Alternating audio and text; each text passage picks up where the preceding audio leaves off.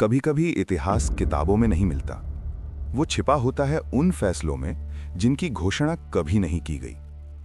भारत और ईरान, दो ऐसी सभ्यताएं जिनकी जड़ें हजारों साल पुरानी हैं। लेकिन इन दोनों देशों के बीच कुछ ऐसे पल भी आए जब इतिहास ने चुपचाप एक नया मोड़ लिया। ऐसे पल जब ईरान ने भारत की मदद की, बिना शोर के, बिना घोषणा के और कभी-कभी बिना किसी आधिकारिक रिकॉर्ड के।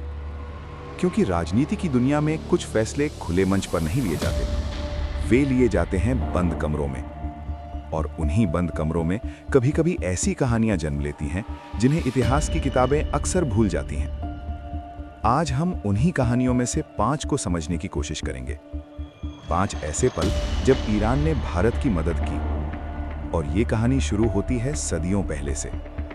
उस समय जब भारत और ईरान सिर्फ 2 देश नहीं थे, बल्कि 2 सभ्यताएं थीं। फारस की भूमि, जहां से ज़रथुष्ट्र की आवाज उठी, और भारत, जहां वेदों की ध्वनि गूंजती थी। इतिहासकार मानते हैं कि इन दोनों सभ्यताओं की जड़ें कहीं न कहीं एक ही सांस्कृतिक धारा से जुड़ी थीं। शायद यही कारण है कि सदियों तक भारत और फारस के बीच व्यापार, संस्कृति और विचारों का आदान प्रदान चलता रहा। लेकिन पहली बार जब ईरान की मदद भारत के लिए इतिहास में दर्ज हुई, वो समय था मुगल साम्राज्य का। 17वीं शताब्दी। भारत में मुगल सत्ता अपने चरम पर थी। लेकिन हर साम्राज्य की तरह यहां भी संघर्ष था। और उस संघर्ष के बीच एक राजकुमार था, हुमायूं। हुमायूं जिसे अपने ही साम्राज्य से भागना पड़ा। 1540 में शेर शाह सूरी ने हुमायूं को हरा दिया। मुगल सम्राट, जिसके पास कभी पूरा हिंदुस्तान था, अचानक निर्वासन में था। उसके पास सेना नहीं थी, सत्ता नहीं थी और शायद उम्मीद भी नहीं थी। लेकिन तभी उसकी यात्रा उसे लेकर गई फारस की ओर। फारस के शाह तहमास्प प्रथम। इतिहासकार बताते हैं कि जब हुमायूं फारस पहुंचा तो वो एक शरणार्थी राजा था। लेकिन शाह तहमास्प ने उसे सिर्फ शरण ही नहीं दी, बल्कि उसे सेना दी, हथियार दिए और सबसे महत्वपूर्ण, उसे फिर से सत्ता पाने का अवसर दिया। फारसी सेना और समर्थन के साथ हुमायूं ने दोबारा भारत की ओर कदम बढ़ाया। और कुछ वर्षों बाद दिल्ली फिर से मुगलों के हाथ में थी। अगर उस समय फारस का समर्थन न मिलता तो शायद मुगल इतिहास ही अलग होता। यह इतिहास का पहला पल था जब फारस की मदद ने भारत की सत्ता की दिशा बदल दी। लेकिन यह कहानी सिर्फ साम्राज्यों की नहीं है। यह कहानी उन लोगों की भी है जो अपनी आस्था के कारण अपना घर छोड़ने को मजबूर हुए। और ये हमें लेकर जाती है भारत के पश्चिमी तट पर। 8वीं शताब्दी। फारस में इस्लामी साम्राज्य का विस्तार हो रहा था और ज़रथुष्ट्र धर्म के अनुयायी पारसी समुदाय खतरे में थे। उन्होंने अपनी भूमि छोड़ी, समुद्र पार किया और एक नई जगह की तलाश में भारत पहुंचे। कहानी कहती है कि जब पारसी समुदाय गुजरात के तट पर पहुंचा तो स्थानीय लाजा ने एक कटोरे में दूध भरकर उन्हें संदेश भेजा। कटोरा पूरी तरह भरा हुआ था। इसका अर्थ था, यह भूमि पहले ही लोगों से भरी है। लेकिन पारसी नेताओं ने उस दूध में चीनी मिला दी और कहा, हमें समाज में ऐसे घुल मिल जाएंगे जैसे दूध में चीनी। और सच में उन्होंने वही किया। पारसी समुदाय भारत के सबसे सम्मानित समुदायों में से एक बन गया। विज्ञान, व्यापार और उद्योग, हर क्षेत्र में उन्होंने भारत को आगे बढ़ाया।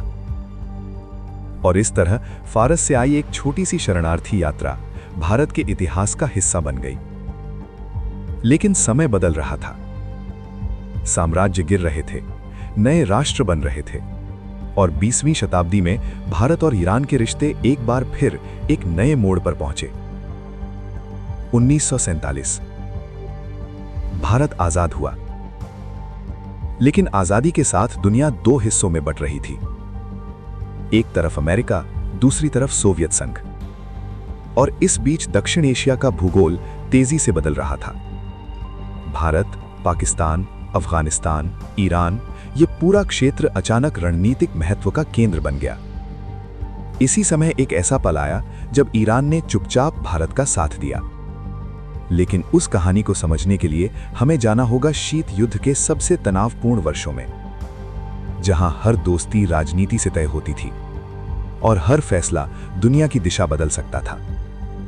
और वहीं से शुरू होती है इस कहानी का अगला अध्याय, जिसमें ईरान की मदद भारत के लिए सिर्फ ऐतिहासिक नहीं, रणनीतिक भी बन जाती है।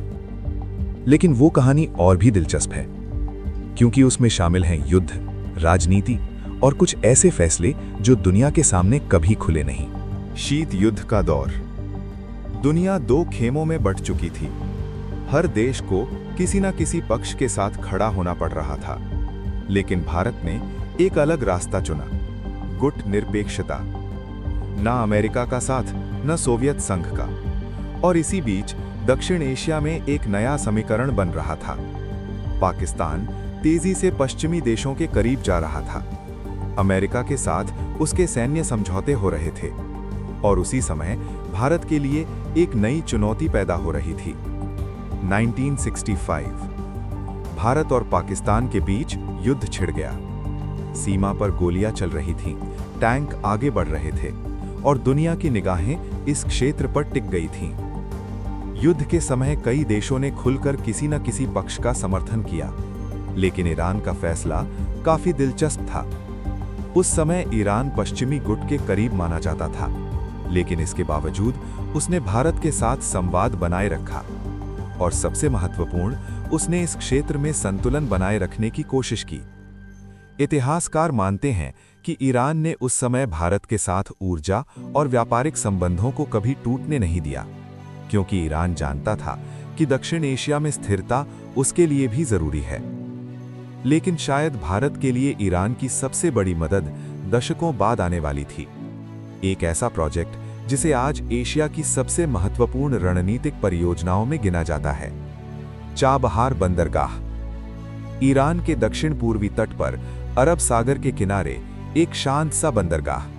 लेकिन भूगोल की दुनिया में ये बंदरगाह सिर्फ एक बंदरगाह नहीं है, ये एक रास्ता है।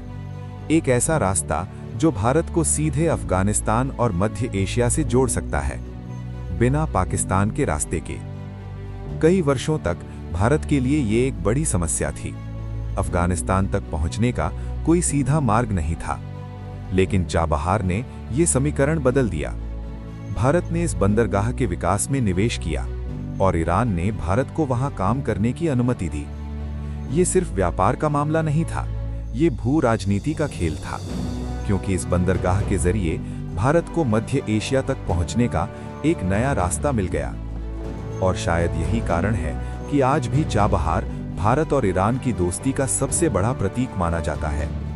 लेकिन कहानी यहीं खत्म नहीं होती, क्योंकि एक और समय ऐसा आया जब ईरान का फैसला भारत के लिए बेहद महत्वपूर्ण बन गया। 1971 दक्षिण एशिया का सबसे निर्णायक वर्ष। पूर्वी पाकिस्तान में संघर्ष शुरू हो चुका था। लाखों लोग भारत की सीमा में शरण ले रहे थे और अंततः भारत और पाकिस्तान के बीच एक और युद्ध छिड़ गया। ये वही युद्ध था जिसके बाद बांग्लादेश का जन्म हुआ। उस समय दुनिया के कई देश अपनी अपनी रणनीति के अनुसार स्थिति को देख रहे थे, लेकिन ईरान ने एक संतुलित रुख बनाए रखा। उसने इस पूरे संकट के दौरान क्षेत्रीय स्थिरता की बात की और भारत के साथ अपने संबंधों को बनाए रखा। इतिहास की किताबों में इन घटनाओं का जिक्र अक्सर छोटा सा होता है, लेकिन अंतर्राष्ट्रीय राजनीति में ऐसे संतुलन ही भविष्य की दिशा तय करते हैं। आज जब हम भारत और ईरान के रिश्तों को देखते हैं, तो ये सिर्फ दो देशों की कहानी नहीं लगती, ये दो सभ्यताओं की कहानी लगती है। दो ऐसे समाज जो हजारों साल से एक दूसरे को जानते हैं, कभी व्यापार के जरिए, कभी संस्कृति के जरिए और कभी कठिन समय में चुपचाप एक दूसरे के साथ खड़े होकर।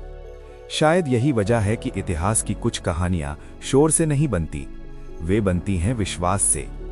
और भारत और ईरान के बीच ऐसी कई कहानियां हैं जिन्हें दुनिया ने शायद ज्यादा नहीं सुना, लेकिन वे मौजूद हैं, क्योंकि इतिहास का एक नियम है, सबसे गहरी दोस्तियां हमेशा सबसे शांत होती हैं। और शायद भारत और ईरान की कहानी भी उन्हीं शांत दोस्तियों में से एक है।